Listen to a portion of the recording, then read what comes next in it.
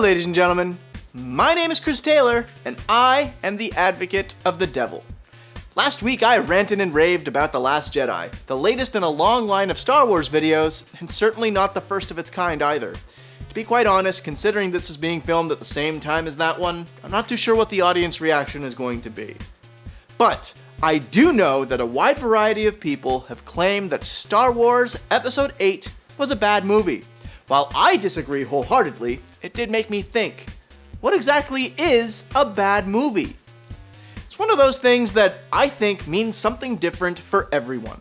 For some, it'll be a plot that doesn't make sense. For others, there will be issues with pacing, or the acting, or the CGI. Whatever the case may be, there isn't 100% consensus. It's all subjective. Because of that, it's mostly opinion. Maybe the movie in question isn't bad, maybe it's just that you personally don't like it. That's what I think anyways, and that's why I can look at so-called bad films like Jurassic Park 3 or Batman and Robin and still see some good within them. Then there are other films like Birdemic, or Catwoman, or The Room. Movies that no matter what way you slice it, they are not good films. They're the kind of movies that are practically indefensible. But here's the thing. Defending the undefendable is my job, at least on this channel, and today I'm gonna generalize a bit and explain what is so good about bad flicks.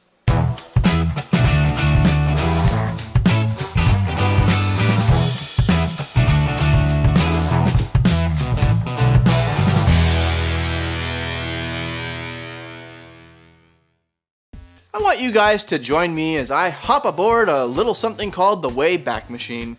That's right, it's time to delve a little deeper into my own past. It was the year 2000 and something. During those marvelous personality-shaping high school years that we'd all love to binge drink into forgetfulness. During most of my English classes I can look back at now and wish I paid more attention to, there were several times when book reports and oral presentations were due. I do believe I've mentioned this before, but I've never felt overly comfortable doing public speaking. Sounds strange given what I do here, but this is easy in comparison.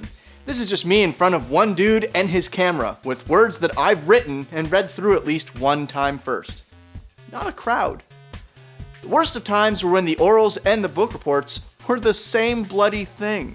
What do you think identical means? Ident, same, ical person, same person. Me, I love to read, or at least I did back then, but having to explain to a class of people who couldn't care less about something that I did in fact care about, well, that was difficult to say the least. As in most things in life, there were times when I did better than others.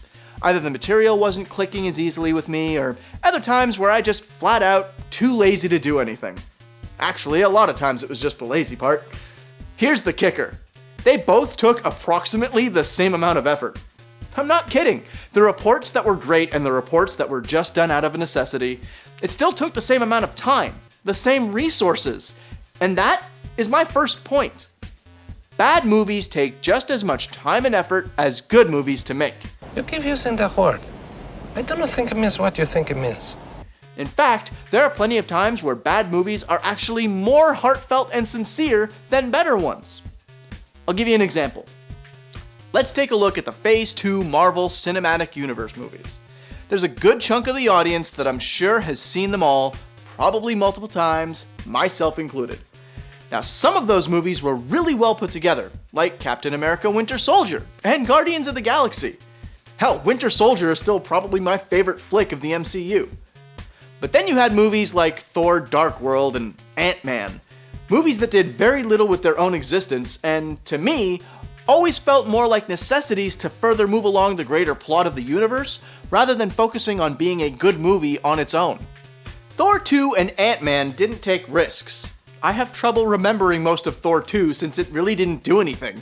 And Ant-Man, you take a character whose big power is to grow big or small, and then use him to remind us all about the Avengers about 1,000 times? That's a waste. I think our first move should be calling the Avengers. But I can't call them bad movies either. They exist, they serve their purpose, but they weren't bad. And I would actually say that's worse than being a bad movie, because at the end of the day, they weren't memorable. Then you take a look at Birdemic or The Room, movies that are absolute gutter trash. Have you ever tried to watch either of those movies on your own? It's a nightmare. With all those moments that are endlessly quoted and repeated and referenced. I mentioned last week how as long as there's a reaction, that's a sign. You either succeeded or you succeeded at finding something that didn't work. The just existing Marvel movies are unmemorable, but some of those terrible movies just stick out at you.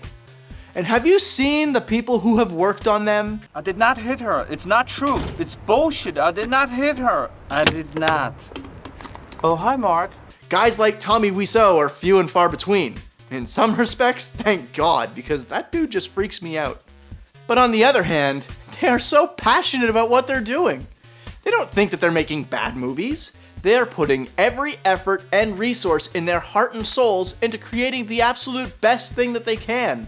And yeah, they failed. But did they really? Yes, that's a definite yes.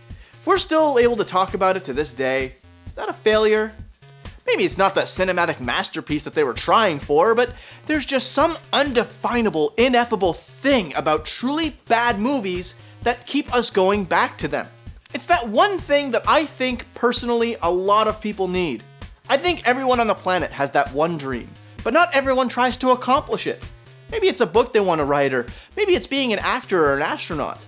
The one dream gives them hope, gives them strength. It's what makes their eyes light up whenever they talk about it. It's what makes these terrible flicks so memorable, because deep down, the people involved were putting their all into it. Not just checking things off on a list of things that needed to be put into a movie. It's why so many rom-coms just fall flat with me, because you swap out the names and they're all pretty much identical. There's that word again. It's why I long for television shows and, hell, every form of entertainment. Why I search for things that try something new and different. Something I haven't seen before. Yes, a lot of bad movies are the cinematic equivalent of a train wreck. It disturbs you on a personal level, and yet you can't look away. But to those involved, that could very well have been the greatest achievement of their lives. And finally, there is one other special something about bad movies that separates them from others. The fan base. You love me! You really love me! The sense of community. See, The Room on the surface is a terrible movie, and I hate to keep bringing it up, but it's also probably the greatest terrible movie. And because of that, it's still being shown all the time. There are traditions in place, gags that are exclusive to the viewing experience of it. The movie tours all year long, sometimes followed by Q&As with the actors themselves. I will always remember the first time I watched this movie. I was with my roommates, and for once, I'm not using that as an excuse to point out a pun, although I did just now. I had to ask them to pause the movie about a dozen times because I literally couldn't breathe from laughter at points. They were pointing things out to me that, had I ever tried to watch this movie alone, I never would have noticed. If we ever watch good movies together, and we do, all the time, then we have a good time. But the bad movies, those are instances that I will cherish, because we all suffered together. Despite overwhelming evidence to the contrary, I do hope I managed to shed some light into the goodness in bad movies.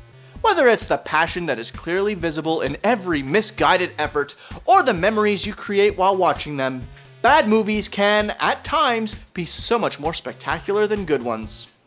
There's a quote from one of the Screen Junkies, Dan Murrell, I think, talking about Jurassic World, although it could have been Max Landis. He said that it is better for a movie to fail spectacularly than for it to just exist. You forget things that just exist, but you remember the truly great and the truly terrible. As always, don't forget to hit that subscribe button to keep up with everything we do here at Devious Advocacy. And click the link in the description below to keep the conversation going on Discord. We love getting to know our fans. Speaking of fans, much love must go in the direction of our patrons for giving us the support and drive to keep us going. You guys are the real heroes here. Finally, but absolutely most importantly, let us know in the comments below what you think. Are there some truly bad movies that you just keep going back to time after time? Or maybe you think they're just a waste of time? By all means, let your own views clash with my own, so that I may proceed to prove you wrong. I drink, and I know things. But for now, In the case of bad movies, the defense rests.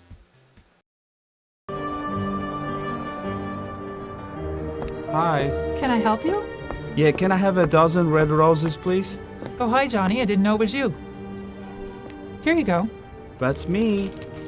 How much is it? It'll be $18. Here you go. Keep the change. Hi, doggy. You're my favorite customer. Thanks a lot. Bye.